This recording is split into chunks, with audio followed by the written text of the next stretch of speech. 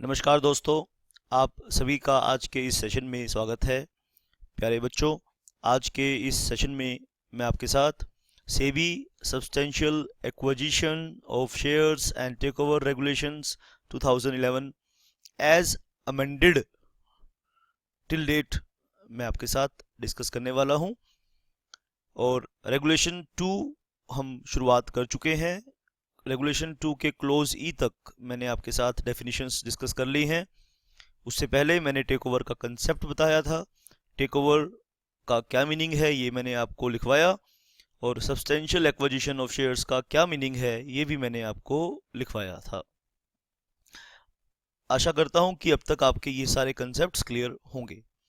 कोई भी डाउट है तो आप मेरे फ़ोन नंबर पर मुझे कांटेक्ट कर सकते हैं, ठीक है।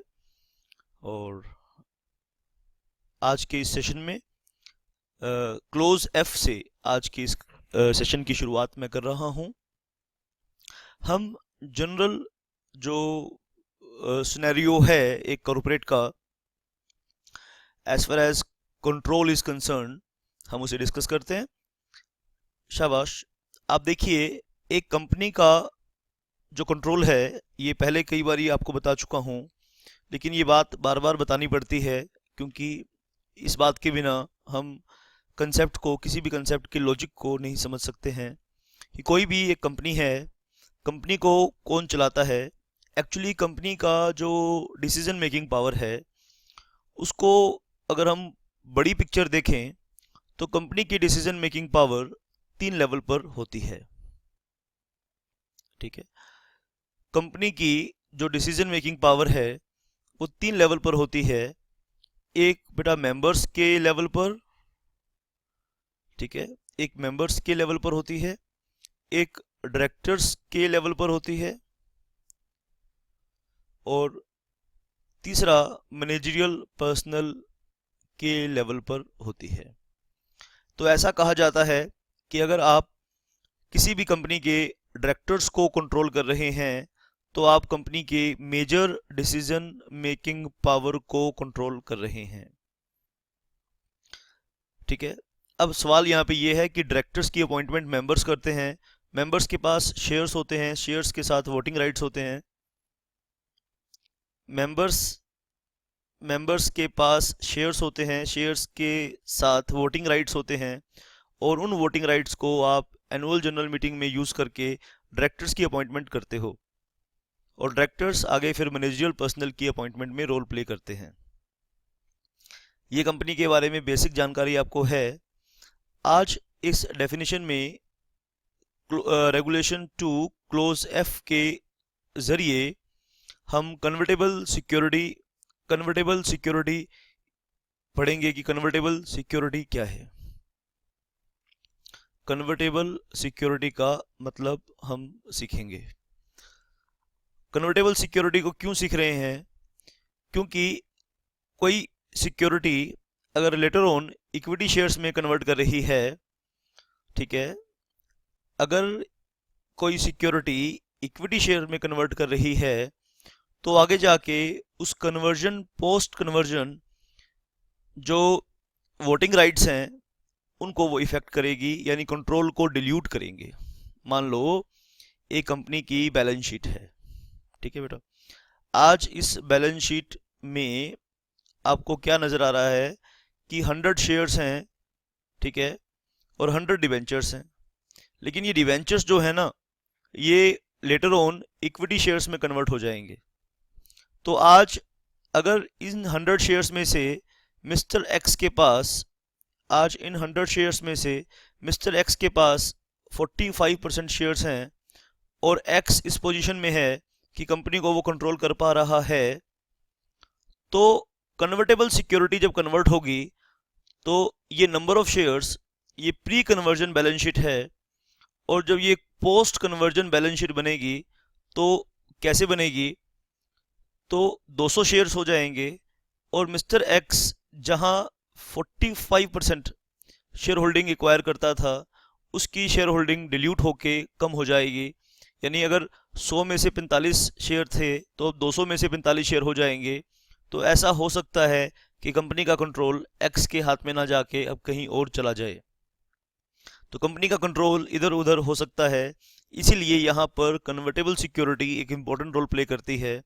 हमें पता होना चाहिए कि जब हम आगे एडवांस लेवल पर इन रेगुलेशंस को डिटेल में पढ़ेंगे तो हमें एटलीस्ट ये पता होना चाहिए जब कन्वर्टेबल सिक्योरिटी वर्ड आएगा तो वहाँ कन्वर्टेबल सिक्योरिटी का क्या मतलब है, ये हमें पता होना चाहिए। इसीलिए रेगुलेशन में शुरुआत में ही कन्वर्टेबल सिक्योरिटी को डिफाइन कर दिया। तो कैसे कन्वर्टेबल सिक्योरिटी को डिफाइन किया है, आइए मेरे साथ डेफिनेशन सीखिए। और डेफिनेशन यहाँ पर इस लेवल पर डेफिनेशन भी देखो, प्रोफेशनल एग्जाम में तो कुछ भी आ सकता है, लेकिन डेफिनेशंस में से क्वेश्चंस आए, ठीक है, कुछ कह नहीं सकते, लेकिन आपको आगे जो कंसेप्ट्स जो रेगुलेशंस सीखनी है वहाँ ये वर्ड यूज होंगे, तो वहाँ पर उनकी अंडरस्टैंडिंग के लिए जरूर डेफिनेशंस करनी है। तो convertible security means a security which is convertible into or exchangeable with equity shares of the issuer at a later date. ठीक है, लेटर डेट का मतलब क्या है यहाँ पे, आइए शाबाश, हम इस कंसेप्ट को यहाँ देखेंगे, आगे बढ़ेंगे, सीखेंगे। कोई भी डाउट है तो आप मेरे फ़ोन नंबर पर मुझसे संपर्क करेंगे। मेरा टेलीफोन नंबर है 9818050252, 9818050252 मेरा फ़ोन नंबर है। आप फ़ोन नंबर पर संपर्क करेंगे in case of any doubt. चलिए लेटर डेट को समझा रहा हूँ बेटा। लेटर डेट का मतलब क्या है यहाँ पे कि शाबाश,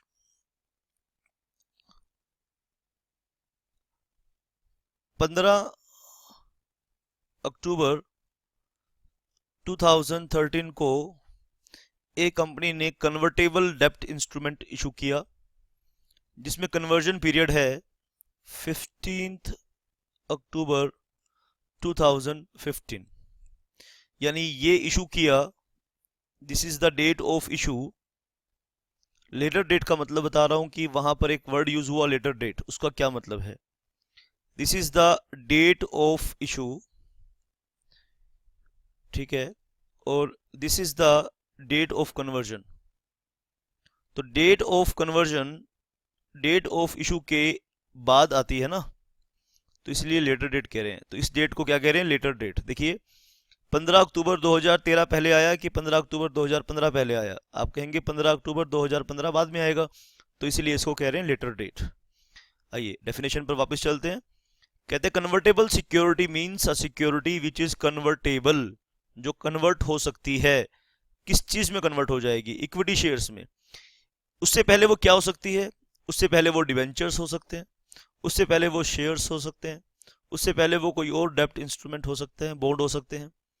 यानी कोई भी सिक्योरिटी है जिसका फ्यूचर, जिसका भाग्य है इक्विटी शेयर्स हो जाना है, तो उसे कंट्रोल के पॉइंट ऑफ व्यू से हम उसे इग्नोर नहीं कर सकते।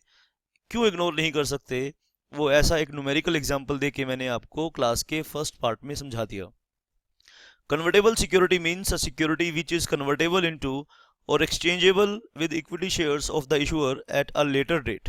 तो लेटर डेट का मतलब आपको यहाँ सीख लेना है। मैंने आपको ऑलरेडी बता दिया कि what is the meaning of later date. With or without the option of the holder of the security. तो कन्वर्जन यहाँ पर ऑप्शनल भी हो सकता है, कन्वर्जन मैंडेटरी भी हो सकता है, ये डिपेंड करता है टर्म ऑफ इशू क्या है। ठीक है, ऐसा भी हो सकता है कि कन्वर्जन डेट पर होल्डर ऑफ सिक्योरिटी के पास यहाँ ऑप्शन आए, इस डेट पर ऑप्शन आए उसके पास कि इस आपके पास ऑप्शन है। क्या ऑप्शन है, या तो आप सिक्योरिटी को कन्वर्ट कर लो, यानी आपके पास मान लीजिए एक डेब्ट इंस्ट्रूमेंट है, कन्वर्जन डेट पर आपके पास ऑप्शन है कन्वर्जन का, तो कन्वर्ट कर लोगे तो क्या होगा, आपका डेब्ट इंस्ट्रूमेंट इक्विटी शेयर में बदल जाएगा। और दूसरा है, अगर आप कन्वर्ट नहीं करना चाहते तो उसको रिडीम करवा दो, तो रिडीम हो जाएगा मतलब क्या, आपका पैसा वापस मिल जाएगा। एक तीसरा ऑप्शन और है। सर तीसरा ऑप्शन क्या हो सकता है, जरा सोच के बताओ भाई। अगर मेरे पास डिबेंचर है तो कन्वर्ट हो जाएगा इक्विटी शेयर में, ऑप्शन है यानी ऐसा भी हो सकता है कि मैंडेटरी है यानी ऑप्शन नहीं है यानी कन्वर्ट होगा ही होगा। उस केस में तो एक ही रास्ता है, जहां ऑप्शन है वहां एक ही रास्ता है। समझ में बात आ रही है कि नहीं आ रही? जहां ऑप्शन है वहां एक रास्ता है कि कन्वर्ट होगा ही होगा, आपकी चॉइस नहीं है। आपने डेब्ट इंस्ट्रूमेंट एक्सेप्ट किया था और वो कन्वर्टेबल इनटू इक्विटी शेयर्स था, यानी कन्वर्जन डेट के बाद आपको इक्विटी शेयर में कन्वर्ट हो जाएगा। ठीक है, एक एग्रीड वैल्यूएशन प्राइस पर, वो हम कहीं और पढ़ेंगे उसको। ठीक है, कि जिस प्राइस पर वो कन्वर्ट होगा वो एक अलग मैटर है, उसको हम यहाँ डिस्कस नहीं करते क्योंकि हम फिर भटक जाएंगे।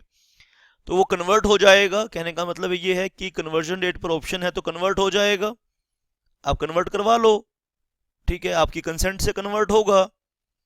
आप कन्वर्ट नहीं कराना चाहते, मत कराओ, रिडीम हो जाएगा। मैं कहता हूं कि एक तीसरा ऑप्शन है, उसको बोलते हैं रोल ओवर। क्या बोलते हैं उसे? Roll over. यानी शाबाश, एक डिवेंचर था, एक डिवेंचर था, उसके दो पार्ट थे। ऐसा भी हो सकता है, देखो, एक कन्वर्टेबल है, एक कन्वर्टेबल है, एक नॉन कन्वर्टेबल है।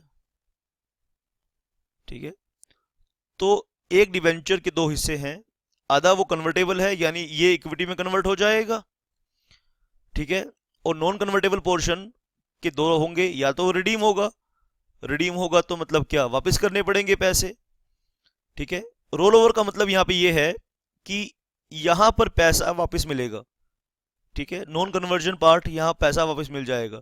लेकिन कंपनी अगर इन्वेस्टर को पटा ले, इन्वेस्टर को मना ले, तो कहता है कि अगले 2 साल के बाद आपको नॉन कन्वर्टेबल पार्ट अगले 2 साल के लिए हम इशू करेंगे। यानी नॉन कन्वर्टेबल पार्ट जो रिडीम होना था वो रिन्यू करवा ले, रीन्यू करवा ले। मतलब आपको आज पैसा मिलना था, लेकिन कंपनी आपको ऑप्शन देती है कि आप 2 साल के लिए और कंटिन्यू कर लो।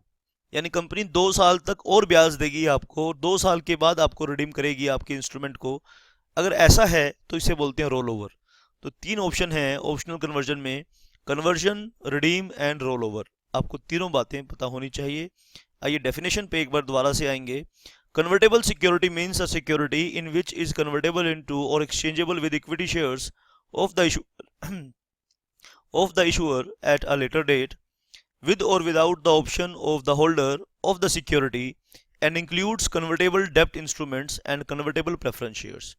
अब वो इंस्ट्रूमेंट जो इक्विटी शेयर में कन्वर्ट होगा वो एक डेप्ट इंस्ट्रूमेंट भी हो सकता है और प्रेफरेंस शेयर्स भी हो सकता है। इसलिए कन्वर्टेबल डिबेंचर डिस्कस नहीं किया।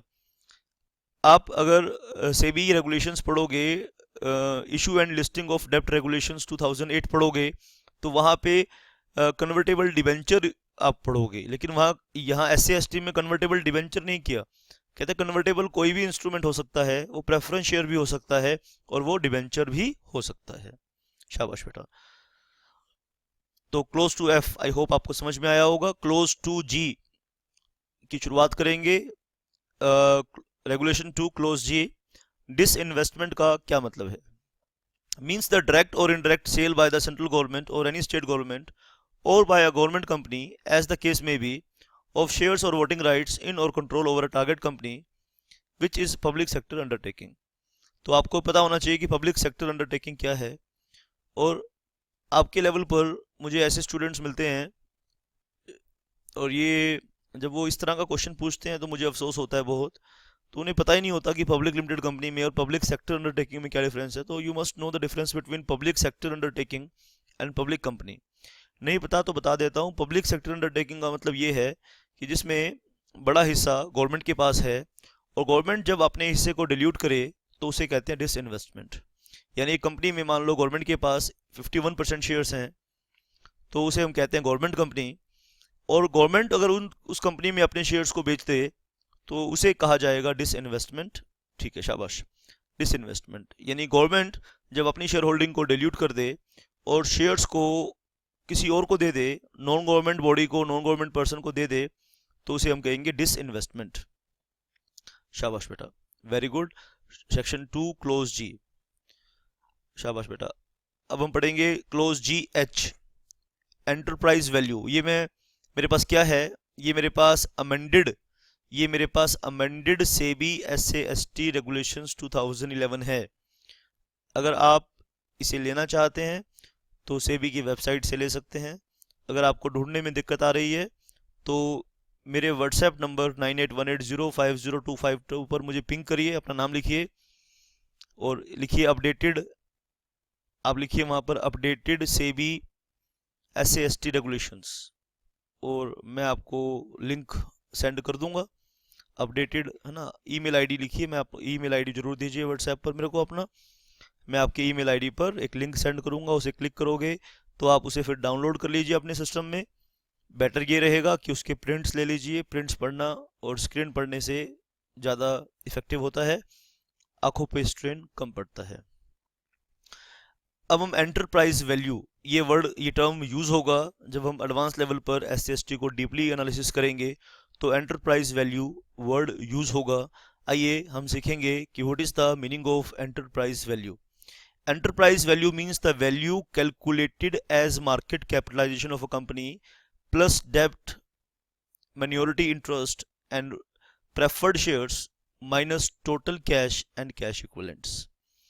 आप एंटरप्राइज वैल्यू को इंक्लूड करने के लिए मार्केट कैपिटलाइजेशन को लीजिए पहले। अब सवाल ये है कि मार्केट कैपिटलाइजेशन क्या है, तो आइए सबसे पहले हम सीखेंगे मार्केट कैपिटलाइजेशन। पढ़ने से स्टूडेंट्स सोचते हैं पता नहीं क्या तोप होगी ये मार्केट कैपिटलाइजेशन, नाम बड़े दर्शन छोटे। आपने कहावत सुनी है ना कि नाम तो बहुत बड़ा है और दर्शन बहुत छोटे हैं, यानी वर्ड इतना खतरनाक है कि स्टूडेंट को लगता है कि पता नहीं क्या चीज़ होगी ये, लेकिन ये बहुत सिंपल कंसेप्ट है। आइए मैं आपको समझाता हूँ कि what does it mean market capitalisation. तो आइए बहुत सिंपल भाषा में मैं मार्केट कैपिटलाइजेशन आपको समझाता हूँ, ठीक है। एक कंपनी है, मान लो, है ना, मान लो एक कंपनी है, इसने 100 शेयर्स इशू किए थे, एग्जाम्पल दे रहे हैं सिर्फ एग्जाम्पल पॉइंट ऑफ व्यू से, 100 शेयर इशू किए थे और उसके बाद इसने मान लो इस कंपनी ने बाय बैक कर लिया, यानी उसने 20 शेयर्स बाय बैक कर लिए, तो कितने शेयर बचे? 80 शेयर बचे। इनको बोलेंगे आउटस्टैंडिंग शेयर्स। क्या बोलेंगे इसे? कंपनी के आउटस्टैंडिंग शेयर्स, ठीक है। बात समझ में आ रही कि नहीं आ रही? तो पहले कंपनी के आप आउटस्टैंडिंग शेयर्स कैलकुलेट कीजिए, यानी मार्केट में जो शेयर्स अभी ट्रेड हो रहे हैं आउटस्टैंडिंग शेयर्स में। और आज का आप अगर आज का मार्केट कैपिटलाइजेशन आप निकालना चाहते हैं, ठीक है, लास्ट 6 मंथ्स का मार्केट कैपिटलाइजेशन निकाल सकते हैं, लास्ट वीक का निकाल सकते हैं, यानी जब का आप मार्केट कैपिटलाइजेशन निकालना चाहते हैं, जिस दिन का मार्केट कैपिटलाइजेशन आप निकालना चाहते हैं। जैसे फॉर एग्जांपल अभी मान लो मैं कंपनी का मार्केट कैपिटलाइजेशन निकालना चाहता हूं, तो मैं स्टॉक एक्सचेंज के डेटा को चेक करूंगा, मैं देखूंगा कि आज इस कंपनी का शेयर 100 रुपये का बिक रहा है, ठीक है। आज इस कंपनी का शेयर 100 रुपये का बिक रहा है, 80 शेयर हैं, तो कंपनी का मार्केट कैपिटलाइजेशन 8,000 रुपये है। बात समझ में आई कि नहीं आई? तो मार्केट कैपिटलाइजेशन कैसे निकालते हैं? Outstanding shares, outstanding shares, outstanding shares into market price. ये क्या आ जाता है? मार्केट, ये आ जाता है मार्केट कैपिटलाइजेशन, मार्केट कैपिटलाइजेशन। तो मार्केट एंटरप्राइज वैल्यू कैलकुलेट करनी है, मार्केट कैपिटलाइज पहले कैपिटलाइजेशन कैलकुलेट कीजिए। अगर क्वेश्चन में अगर न्यूमेरिकल क्वेश्चन आता है एंटरप्राइज वैल्यू निकालने के लिए, तो मार्केट कैपिटलाइजेशन दिया होगा, कंपनी के डेट्स अगर दिए हैं तो उसको ऐड कर दीजिए, माइनॉरिटी इंटरेस्ट को ऐड करना पड़ेगा और प्रेफर्ड शेयर्स को भी ऐड करना पड़ेगा। प्रेफर्ड शेयर्स को ऐड कर दीजिए, माइनॉरिटी इंटरेस्ट को ऐड कर दीजिए और minus total cash and cash equivalents को आप लेस कर देंगे उसमें, तो आ जाएगी एंटरप्राइज वैल्यू, उस एंटरप्राइज की वैल्यूएशन हो जाएगा। शाबाश, ये कंसेप्ट यूज होगा, जब यूज होगा तो और भी डिटेल में हम इसे चर्चा करेंगे। आई थिंक आज के इस सेशन में आपको ये कंसेप्ट समझ में आया होगा। आगे बेटा फाइनेंशियल ईयर एक टर्म यूज होगा जब आप एडवांस लेवल पे SCST पढ़ोगे, तो क्या मतलब है इसका? Financial year means a period of 12 months commencing on the first day of the month of April, यानी 1 अप्रैल से जो पीरियड शुरू होगा 12 महीने का, 1 अप्रैल से पीरियड 12 महीने का शुरू होगा तो ख़त्म कहाँ होगा? हाँ, 31 मार्च नेक्स्ट ईयर ख़त्म होगा। तो 1 अप्रैल 2016 से जो साल 12 महीने का शुरू हुआ वो 31 मार्च 2017 में शुरू होगा, तो इसे हम कहेंगे फाइनेंशियल ईयर 2016 एंड 17। शाबाश। क्लोज जे पढ़ेंगे। फ्रिक्वेंटली ट्रेडेड शेयर्स का क्या मतलब है? फ्रिक्वेंटली ट्रेडेड शेयर्स, ये भी टर्म बार बार यूज होगा, तो आइए इसे हम यहाँ टेक्निकली पढ़ते हैं कि what is the meaning of frequently traded shares. मतलब जो कंपनी के शेयर्स फ्रिक्वेंटली ट्रेड होते हैं, ये कंपनी लिस्टेड है लेकिन उसकी मार्केट नहीं है।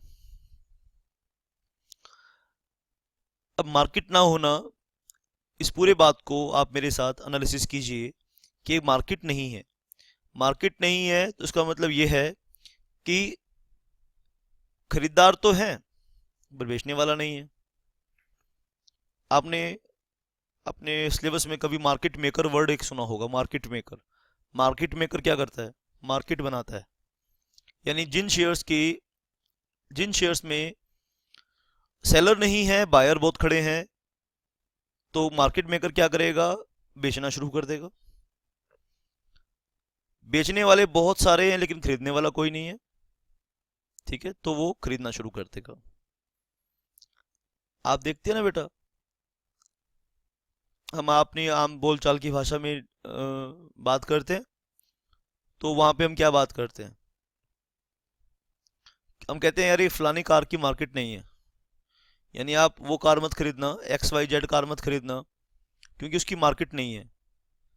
यदि आपने वो कार खरीद ली तो वो चिपक जाएगी आपको, फिर तो आपको उसकी पूरी डेप्रिशिएट जब तक नहीं हो जाती जब तक उसे ढोना पड़ेगा। तो इसीलिए इंडिया में मारुति कारें गर्म पकौड़ों की तरह बिकती हैं। क्यों बिकती हैं गर्म पकौड़ों की तरह मारुति की कारें? क्योंकि उसकी मार्केट वैल्यू है। आपके पास मारुति की गाड़ी है, आप उसे आवाज मारें बेचने के लिए, आप एक आवाज मारेंगे, 10 लोग खरीदने के लिए आ जाएंगे। लेकिन अगर आपके पास जनरल मोटर की कार है इंडिया के अंदर, लेकिन उसकी बदकिस्मती है जनरल मोटर की इंडिया के अंदर, वैसे वो वर्ल्ड की टॉप कंपनी है, दूसरे देशों में चाइना में जनरल मोटर्स नंबर 1 कंपनी है, लेकिन इंडिया में पानी भी नहीं मांगती जनरल मोटर्स, पीटीओ कंपनी मानी जाती है मारुति और हुंडई के सामने, टोयोटा के सामने।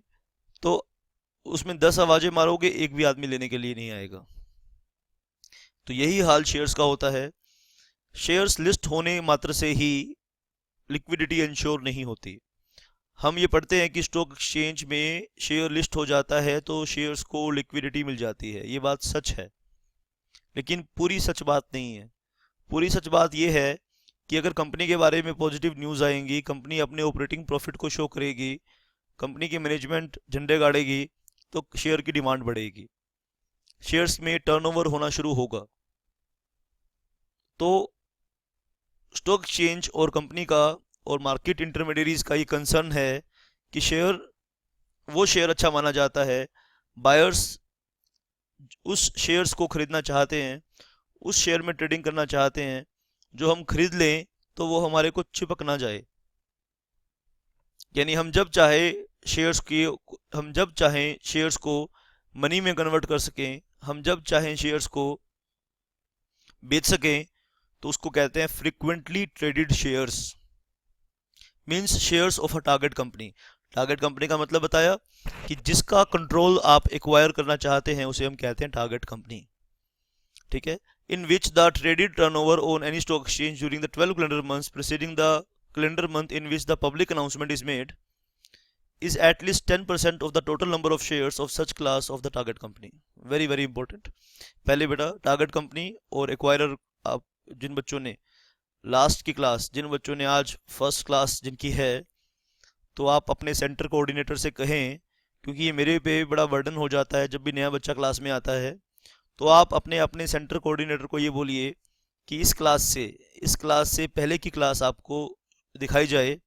अदरवाइज अब जो मैं बोल रहा हूँ, अगर पहले वाली क्लास नहीं करी तो दिक्कत आपको आ सकती है। तो टारगेट कंपनी का, शाबाश, टारगेट कंपनी, मान लो जिस कंपनी को आप टेक ओवर करने का प्लान कर रहे हो, ठीक है, उसके पिछले 12 महीने की हम ट्रेडिंग शेयर्स की खरीद फरोख्त जो स्टॉक एक्सचेंज पे हुई उसकी डाटा का एनालिसिस करेंगे, ठीक है। मान लीजिए कंपनी एक्स कंपनी वाई को टेक ओवर करना चाहती है और उस पे SC/ST कोड 2011 हो चुका है। आगे आप रेगुलेशन 3, 4, 5, 6 में पढ़ोगे तो उसे एक पब्लिक अनाउंसमेंट करनी है।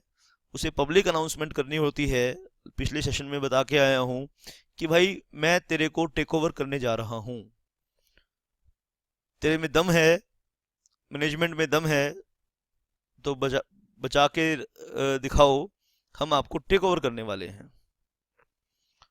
तो वहां पर फिर शाबाश फ्रिक्वेंटली ट्रेडेड स्टॉक शेयर्स का जिक्र आएगा। उसका मीनिंग मैं आपको बता रहा हूँ। In which the traded turnover on any stock exchange during the 12 calendar months in which the public announcement is made is at least 10% of the total number of shares of such class of the target company. यानी अगर आप किसी company को take over करना चाहते हैं तो उसमें शेयर्स फ्रिक्वेंटली ट्रेड होने चाहिए। यानी फ्रिक्वेंटली ट्रेड होने का मतलब ये है, और फ्रिक्वेंटली ट्रेड क्यों होने चाहिए, पहले ये बात सीखो बेटा। फ्रिक्वेंटली ट्रेड का मतलब ये है कि उसकी मार्केट है, मार्केट है। और मान लो मैंने अनाउंसमेंट कर दी, मान लो बेटा मैं कौन हूँ, विजय माल्या हूँ, और मैंने अनाउंसमेंट कर दी कि मैं कंपनी वाई को टेक ओवर करने वाला हूँ। और मेरे बारे में लोग क्या जानते हैं, नेगेटिव इमेज है मेरी मार्केट में, भगोड़ा मुझे मानते हैं कि विजय माल्या पैसे लेके भाग गया। तो अब शेयर को ये लगता है, शेयर होल्डर को ये लगता है कि अगर ये बंदा इस कंपनी को टेक ओवर करेगा तो इस कंपनी का शेयर गिर जाएगा। ला यहाँ पर शेयर होल्डर को एग्जिट अपॉर्चुनिटी देना चाहता है कि तू भाई शेयर बेच और भाग जा। अगर कोई नेगेटिव टेक ओवर को शेयर होल्डर ये सोचता है कि नेगेटिव इंपैक्ट आएगा, शेयर होल्डर अपने शेयर को बेचकर भागना चाहता है, तो पब्लिक अनाउंसमेंट से भी कहती है कि पहले पब्लिक अनाउंसमेंट करे एक्वायरर कि मैं भाई कंपनी को टेक ओवर करने वाला हूं, ताकि शेयर होल्डर को भागने का मौका दिया जा सके, एग्जिट अपॉर्चुनिटी दिया जा सके। अब एग्जिट अपॉर्चुनिटी आप क्या खाक देंगे जब मार्केट ही नहीं है। तो ये कहा गया कि फ्रिक्वेंटली ट्रेड ओवर शेयर का मतलब क्या है कि अगर 100 शेयर हैं और उसमें 10% शेयर्स मार्केट में बिकते हैं तो हम मान लेंगे कि शेयर क्या है, फ्रिक्वेंटली ट्रेडेड शेयर है। यानी 100 में से 10% शेयर्स अगर बिकते हैं तो हम ये मान लेते हैं कि शेयर्स फ्रिक्वेंटली ट्रेडेड है। अब शेयर्स फ्रिक्वेंटली ट्रेडेड है तो ऐसी कंपनी को टेक ओवर किया जा सकता है SC/ST के हिसाब से। आई थिंक आपको ये बात समझ में आई होगी। नहीं समझ में आई तो आप मुझसे जरूर संपर्क करना। एक बारी दोबारा से क्लोज आई और जे को हम पढ़ेंगे। फ्रिक्वेंटली ट्रेडेड शेयर का मतलब क्या है, mean shares of a target company in which the traded turnover on any stock exchange during the 12 calendar months preceding the calendar month in which the public announcement is made. ध्यान से सुनना, during the 12 calendar months. अब ये कौन से 12 महीने count करोगे। मान लीजिए अनाउंसमेंट, पब्लिक अनाउंसमेंट मैंने करी कि मैं नवंबर मंथ में अनाउंसमेंट करी कि मैं कंपनी को टेक ओवर करना चाहता हूँ, तो नवंबर मंथ के पिछले 12 महीनों में, ठीक है, 12 months preceding the calendar month in which the public announcement is made and public announcement was made in the month of November. तो नवंबर से पीछे के 12 महीने कैलकुलेट करो, ठीक है बेटा। तो in which the traded turnover on any stock exchange during 12 calendar months, यानी इन 12 महीनों के दौरान, इन 12 महीनों के दौरान, ठीक है, 10% of the total number of shares class of the target company, यानी 10% शेयर्स की खरीद फरोख्त हुई है तो हम मान लेंगे कि शेयर्स मरा हुआ शेयर नहीं है, शेयर फ्रिक्वेंटली ट्रेडेड है। एक प्रोविजो भी साथ में पढ़ेंगे clause J K, where the share capital of a particular class of shares of the target company is not identical throughout such period, the weighted average number of the total shares of class of the target company shall represent the total number of shares। अब यहाँ पे बेटा आपने 11वीं class में weighted average निकालना सीखा है। अब किसी को वेटेड एवरेज भी नहीं आता तो बेटा पहले आप वेटेड एवरेज निकालना सीख कराओ। मैं भी आपको लेटर ऑन सिखाऊंगा, लेकिन आपको बेटा आना चाहिए इस लेवल पर वेटेड एवरेज निकालना। अब टोटल का 10% ट्रेड होना चाहिए। मान लो उस 12 महीने के दौरान कंपनी ने बोनस शेयर इशू किए थे, यानी पहले 6 महीने में कंपनी के शेयर्स थे 100, फिर 50 शेयर कंपनी ने और इशू कर दिए, और पहले 6 महीने में 100 शेयर थे, ठीक है बेटा, तो और दूसरे पार्ट में दूसरे 6 महीने में 150 शेयर थे। तो टोटल क्या लेंगे, टोटल निकालने के लिए वेटेड एवरेज शेयर निकालने पड़ेंगे। तो पिछले 12 महीने के दौरान, उस 12 महीने के दौरान, यानी अनाउंसमेंट हुई कब, नवंबर में, तो नवंबर से पिछले 12 महीने में आप वेटेड एवरेज निकालोगे, टोटल शेयर्स का वेटेड एवरेज निकालना होगा, और उस वेटेड एवरेज का 10% आप कैलकुलेट करोगे। और अगर 10% शेयर्स बिकते हैं उस वेटेड एवरेज के, तो उसे हम क्या मानेंगे, फ्रीक्वेंटली ट्रेडेड शेयर्स मानेंगे। इसके ऊपर हम न्यूमेरिकल आने वाले सेशंस में न्यूमेरिकल सवाल भी करेंगे, आपको और गहराई से इस बात का पता चलेगा। Where the share capital of a particular class of shares of the target company is not identical, यानी अगर थ्रू आउट द 12 महीने, throughout 12 months shares identical नहीं है, यानी जब वो 12 महीने कमेंस हुए तो शेयर का बैलेंस था वो 100 शेयर्स आउटस्टैंडिंग थे। फिर कंपनी ने कुछ शेयर्स, कंपनी हो सकता है कि बायबैक कर ले 4 महीने के बाद, मान लो कंपनी ने 4 महीने के बाद बायबैक कर लिए, तो शुरू के 4 महीने तो शेयर कितने थे, 100, और पोस्ट बायबैक शेयर कितने थे, 80। तो उसका पहले 4 महीने का और फिर 8 महीने का वेटेड एवरेज निकाल के फिर उसका हम 10% निकालेंगे। उस वेटेड एवरेज का 10% बिकता है तो मान लेंगे शेयर फ्रीक्वेंटली ट्रेडेड है, अदरवाइज शेयर्स फ्रीक्वेंटली ट्रेडेड नहीं है। अगर किसी कंपनी का शेयर फ्रीक्वेंटली ट्रेडेड नहीं है तो उस पे फिर सेबी के SC/ST में टेक ओवर करने में सेबी अड़चने लगाएगी, वो हम लेटर ऑन बाद में डिस्कस करेंगे। That where the share capital of a particular class of shares of the target company is not identical throughout such period, the weighted average number of total share का weighted average निकालेंगे, ठीक है बेटा, shall represent the total number of shares। अगर total number of shares throughout the same period 12 महीने same नहीं है, तो total number of share का मतलब है weighted average total number of shares। तो क्लोज जे को पढ़ना है बेटा। एक ब्रेक लेंगे, ब्रेक के बाद आपसे मिलेंगे और ये चर्चा जारी रहेगी। शाबाश।